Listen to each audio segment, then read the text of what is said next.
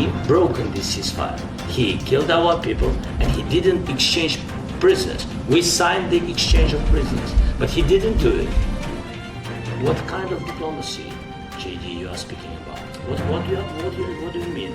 I'm talking about the kind of diplomacy that's going to end the destruction of your country. Yes, but if you are Mr. not President, strong... Mr. President, with respect, I think it's disrespectful for you to come to the Oval Office and try to litigate this in front of the American media. Right now, you guys are going around and forcing conscripts to the front lines because you have manpower problems. You should be thanking the President for trying to bring it into this conflict. Have you ever been to Ukraine that you say what problems we have? I have been to. Come once. I've actually watched and seen the stories, and I know what happens is you bring them on a propaganda tour, Mr. President. Do you disagree that you've had problems bringing people into your military? And do you think that it's respectful to come to the Oval Office of the United States of America and attack the administration that is trying to prevent the destruction of your country? A lot of questions. Let's start from the beginning. Sure. First of all, during the war, everybody has problems. Even you, when you have nice ocean, don't feel now, but you will feel it in the future. God bless. You don't know. God bless. You don't God know. bless. You will not have war. Don't tell us what we're going to feel. We're trying to solve a problem. Don't tell us what we're going to feel. Because you're in no position to dictate that. Remember this. You're in no position to dictate what we're going to feel. We're going to feel very good. You will feel influence. We're going to feel very good and very strong. You will feel influence. You're right now not in a very good position. You've allowed yourself to be in a very bad position, and he happens to be right about it. From the very beginning of the war. You're not in a good position. You don't have the cards right now. With us, you start having not playing cards. Right now, you don't. You're playing cards. You're playing cards. Serious. You're gambling with the lives of millions of people. You're gambling with World War III. You're gambling with World War III. And what you're doing is very disrespectful to the country, this country. It's back to you. Far more than a lot of people said they should have. Have you said thank you once?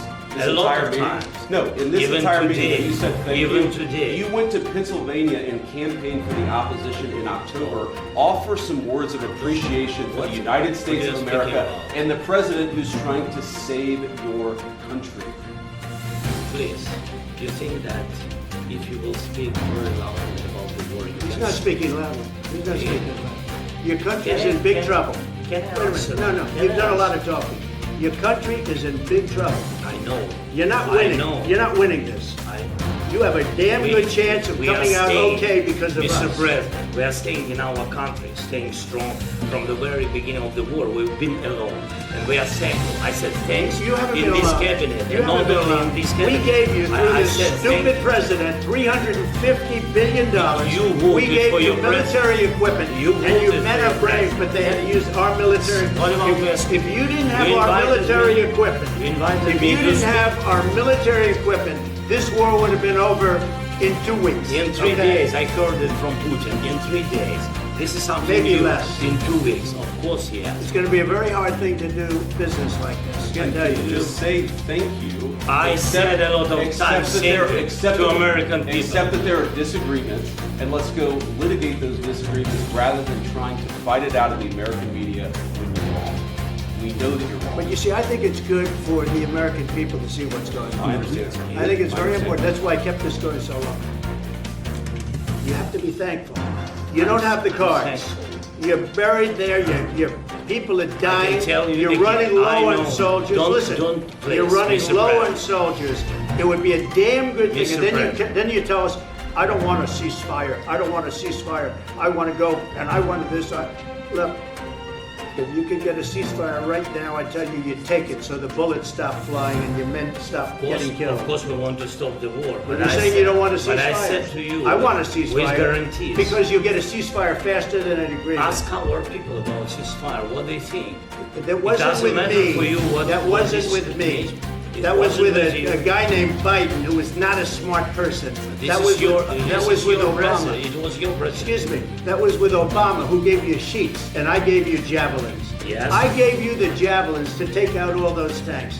Obama gave you sheets. In fact, the statement is, Obama gave sheets and Trump gave javelins. You got to be more thankful. Because let me tell you, you don't have the cards. With us, you have the cards. But without us, you don't.